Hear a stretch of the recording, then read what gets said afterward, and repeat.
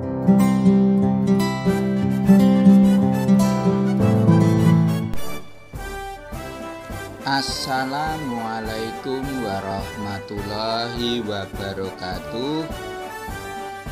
Di kesempatan ini saya akan melaporkan hasil diskusi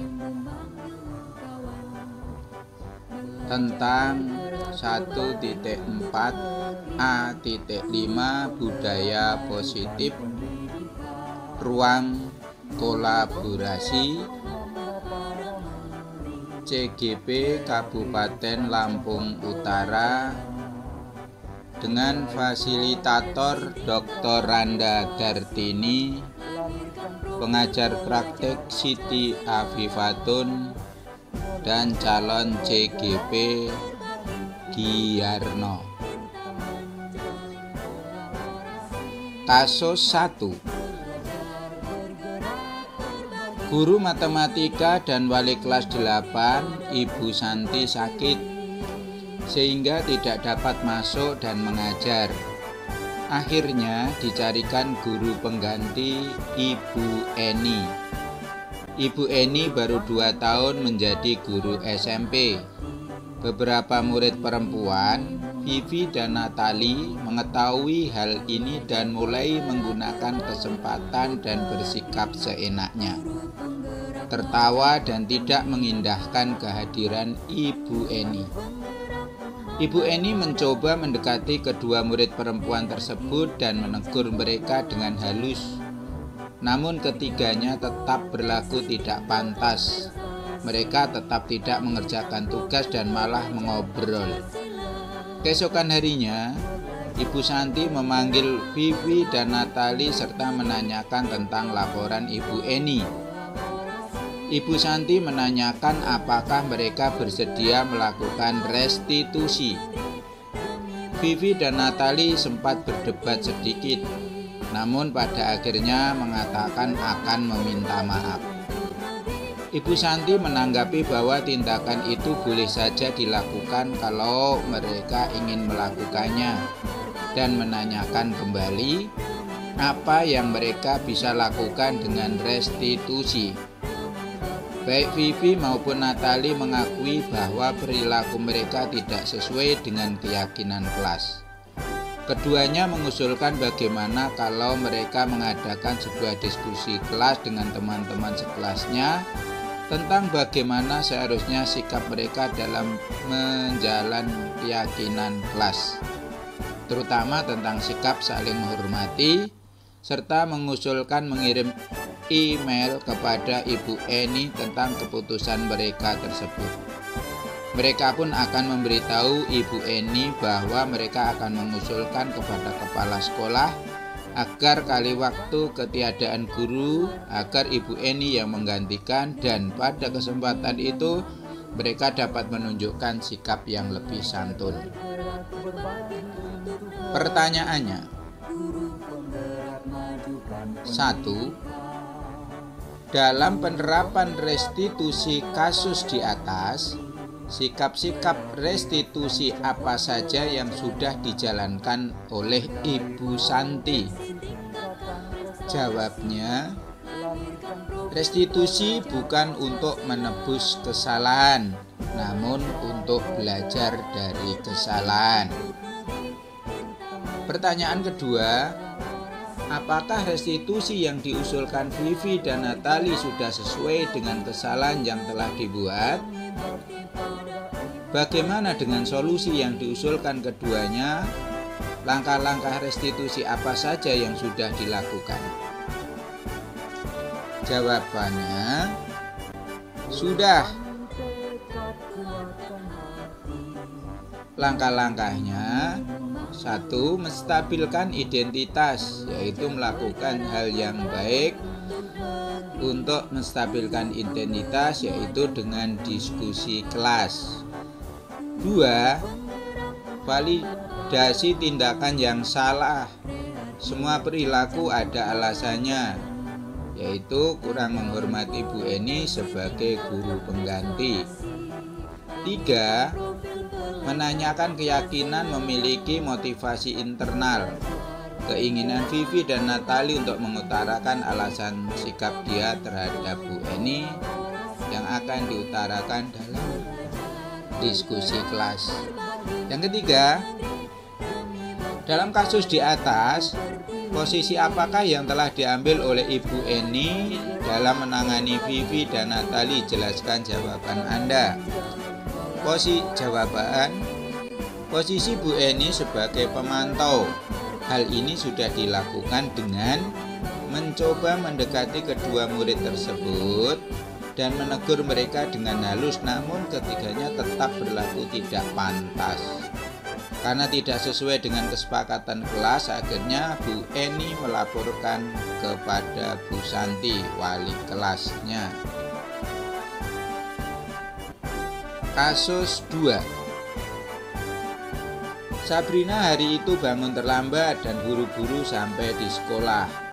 Dia pun akhirnya sampai di gerbang sekolah, tapi baru menyadari kalau tidak menggunakan sepatu hitam seperti tertera di peraturan sekolah. Di depan pintu kelas, Bapak Lukman memperhatikan sepatu Sabrina yang berwarna putih. Sabrina berusaha menjelaskan bahwa dia terburu-buru dan salah mengenakan sepatu. Pak Lukman menanyakan Sabrina apa peraturan sekolah tentang seragam dan warna sepatu. Sabrina menjawab sudah mengetahui sepatu harus berwarna hitam, namun terburu-buru dan salah mengenakan sepatu. Selain tidak mungkin kembali pulang karena rumahnya jauh sekali. Pak Lukman tetap bersikeras pada peraturan yang berlaku dan mengatakan, "Ya sudah, kamu sudah melanggar peraturan sekolah. Kamu salah, sudah terlambat. Salah pula warna sepatunya. Segera buka sepatumu kalau tidak bisa mengenakan warna sepatu sesuai peraturan." Sabrina meminta maaf dan memohon kembali kepada Pak Lukman agar dapat tetap mengenakan sepatunya dan berjanji tidak akan mengulang kesalahannya. Namun Pak Lukman tidak mau tahu. "Tidak, kamu telah melanggar peraturan sekolah. Kalau tidak sanggup ambil sepatu di rumah atau diantarkan sepatu ke sekolah, ya sudah, kamu tidak usah bersepatu saja seharian di sekolah. Sekarang copot sepatumu dan silakan belajar tanpa sepatu seharian." Sabrina pun dengan berat hati mencopot sepatunya dan memberikannya kepada Pak Lukman. Seharian dia tidak berani berkeliling sekolah karena malu dan lebih banyak berdiam diri di kelas tanpa alas sepatu. Pertanyaannya: 1. Kebutuhan apa yang dibutuhkan oleh Sabrina? Jawabannya, cinta dan kasih sayang, yaitu kebutuhan untuk bisa diterima di dalam kelompok atau di dalam kelasnya, atau bisa bergabung dengan teman-temannya di kelas. 2. Nilai kebajikan atau keyakinan sekolah apa yang dituju dengan bersepatu warna hitam? Jawab, nilai kebajikan atau keyakinan sekolah pada nilai komitmen dan keseragaman. Mengapa harus hitam? Sebab warna hitam lebih mendekati pada kenetralan. Mengapa harus seragam? Untuk menanamkan kedisiplinan sejak dini dan komitmen. 3. Bila Bapak Lukman mengambil posisi seorang manajer, kira-kira apa yang akan dikatakan dan bagaimana sikapnya, serta apa yang akan ditawarkan ke Sabrina? Jawabannya, bila Bapak Lukman mengambil posisi sebagai seorang manajer, hal yang dilakukan adalah: A. Beliau akan berbicara dengan nada suara tulus dan halus, tidak perlu marah-marah atau sampai meninggikan suaranya, apalagi sampai berteriak-teriak. B. Gerak-gerik tubuhnya akan menunjukkan sikap bahasa tubuh tidak kaku atau santun, tidak perlu berbicara sambil menunjuk-nunjuk ke arah anak dan berkacak pinggang. C. Saat berbicara dengan Sabrina, beliau akan mendekatinya. D. Jangan terlalu menampakkan kesedihan dan penyesalan yang berlebihan kepada murid. E. Jangan bersikap bersendaguro menempatkan diri sebagai teman murid. F. Bapak Lukman akan mengembalikan tanggung jawab pada Sabrina untuk mencari jalan keluar permasalahannya, tentu dengan bimbingan Pak Lukman. G. Pak Lukman akan tetap mempersilahkan Sabrina untuk ke kelasnya dengan lebih baik. Kasus 3. Ibu Dani sedang menjelaskan pelajaran bahasa Inggris di papan tulis. Namun beliau memperhatikan bahwa Fajar malah tidur-tiduran dan tampak acuh tak acuh pada pelajarannya. Fajar, coba jawab pertanyaan nomor 3. Maju ke depan dan kerjakan di papan tulis. Fajar pun tampak malas-malasan maju ke depan, dan sesampai di depan papan tulis pun Fajar hanya diam terpaku sambil memegang buku bahasa Inggrisnya dan memainkan spidol di tangannya. Ayo Fajar, makanya jangan tidur-tiduran. Lain kali perhatikan. Sudah sana, duduk kembali. Kira-kira siapa yang bisa? Fajar pun kembali duduk di bangkunya. Hal seperti ini sudah sering kali terjadi pada Fajar. Sepertinya tidak memperhatikan, acuh tak acuh, dan nilai-nilainya pun tidak terlalu bagus untuk pelajaran bahasa Inggris. Pada saat ditegur oleh Ibu Dani, Fajar hanya menjawab, "Nggak tahu, Bu." Ibu Dani pun menjawab, "Gimana sih Fajar? Kamu nggak kasihan sama ibu ya? Ibu sudah capek-capek mengajarkan kamu. Nggak kasihan sama ibu." Dan Fajar pun diam membisu. Pertanyaannya. 1. Posisi kontrol apa yang diambil oleh Ibu Dani dalam pendekatannya kepada Fajar? Jawabnya adalah posisi kontrol Bu Dani sebagai pembuat orang merasa salah. 2. Kebutuhan apa yang diperlukan oleh Fajar? Jawabnya adalah kebutuhan kebebasan. Dia merasa bosan dengan pembelajaran yang dibawakan Bu Dani, karena Bu Dani selalu mengajar dengan cara yang sama. Oleh karena itu, Fajar sedang berusaha memenuhi kebutuhannya akan kebebasan atau freedom. 3. Bila Bu Dani mengambil posisi pemantau, apa yang akan dilakukan atau dikatakan olehnya? Jawabannya, 1. Pada saat memantau, Bu Dani bertanggung jawab atas perilaku orang-orang yang diawasi, termasuk Fajar. 2. Pemantauan berdasarkan pada peraturan-peraturan dan konsekuensi. 3. Penggunaan sanksi atau konsekuensi, kita dapat memisahkan hubungan pribadi kita dengan murid. 4. Pemantau sangat mengandalkan penghitungan, catatan, data yang dapat digunakan sebagai bukti atas perilaku seseorang. 5. Pemantau akan menggunakan stiker, slip catatan, atau daftar cek. 6. Pemantau menunjukkan tanggung jawab guru dalam mengontrol murid.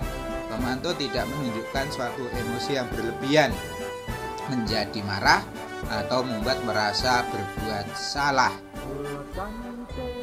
Kasus 4. Anto dan Dino sedang bermain bersama di lapangan basket dan tiba-tiba terlibat dalam sebuah pertengkaran adu mulut. Dino pun menjadi emosi dan mengadakan kontak fisik, menarik kemeja Anto dengan kasar sampai 3 kancingnya terlepas. Pada saat itu guru piket langsung melerai mereka dan membawa mereka ke ruang kepala sekolah. Ibu kepala sekolah, Ibu Suti, menanyakan Dino tentang keyakinan sekolah yang telah disepakati, yaitu tentang sikap saling menghormati. Ibu Suti melanjutkan bertanya kepada Dino bersedia merupakan kesalahan yang telah dilakukan terhadap Anto. Dino pun mengangguk. Kemudian Ibu Suti balik bertanya kepada Anto, "Apa kebutuhan Anto dalam peristiwa ini?" Anto menjawab, "Saya perlu kancing saya diperbaiki, Pak. Ibu saya akan sangat marah kalau melihat kancing baju saya sampai copot 3 kancing begini." Ibu Suti pun kembali bertanya kepada Dino, apakah dia bersedia menjahitkan kembali 3 kancing Anto tersebut. Kesal Dino menanggapi, "Menjahit? Mana saya tahu bagaimana menjahit, Pak?" Ibu Suti meneruskan, "Apakah kamu bersedia belajar menjahit?" Dino berpikir sejenak, memandang kemeja Anto dan menanggapi, "Yang mengajari saya siapa, Bu?" Dengan cepat Bu Sunti menjawab, "Pak Irfan, guru tata busana." Dino menyetujui dan sepanjang siang itu belajar menjahit dan memperbaiki kemeja Anto. Terakhir terlihat pada jam pulang sekolah, kedua anak laki-laki tersebut sudah bercengkrama dan bersenda gurau kembali.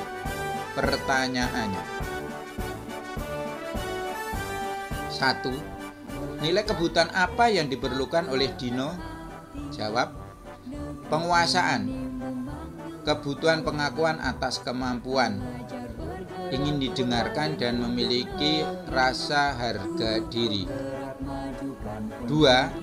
Posisi kontrol apa yang telah dipraktekkan oleh Kepala Sekolah Ibu Suti? Hal-hal apa saja yang dilakukan sehingga Anda berkesimpulan demikian? Jawabannya, posisi kontrolnya Bu Suti adalah sebagai manajer. Guru berbuat sesuatu bersama dengan murid, mempersilahkan murid mengakui kesalahannya, mempertanggungjawabkan perilakunya, mendukung murid agar dapat menemukan solusi atas permasalahannya sendiri. Ketiga, dalam kasus tersebut di atas, siapa yang dikuatkan, siapa yang mengaitkan ke keyakinan yang lebih tinggi, serta siapa yang dipuaskan? Jawabannya, yang dikuatkan adalah Dino. Pada saat itu dia merasa sangat bersalah dengan merusakkan kancing baju Anto. Maka Dino harus dikuatkan supaya tidak semakin bersalah. Yang mengaitkan ke keyakinan yang lebih tinggi yaitu Bu Suti. Ibu Suti telah berperan sebagai posisi kontrol yaitu manajer. Dengan membantu keduanya, Anto dan Dino menyelesaikan masalahnya, juga menyarankan Dino untuk bekerja sama dengan Pak Irfan. Yang dipuaskan adalah kedua anak tersebut yaitu Anto dan Dino. Terakhir terlihat pada jam pulang sekolah, kedua anak laki-laki tersebut sudah bercengkrama dan bersenda gurau kembali. Terima kasih, demikian tadi laporan hasil diskusi 1.4.A.5 tentang budaya positif. Terima kasih saya ucapkan kepada fasilitator dan guru pembimbing atau PP dan rekan-rekan CGP Angkatan 3 Kabupaten Lampung Utara. Assalamualaikum warahmatullahi wabarakatuh.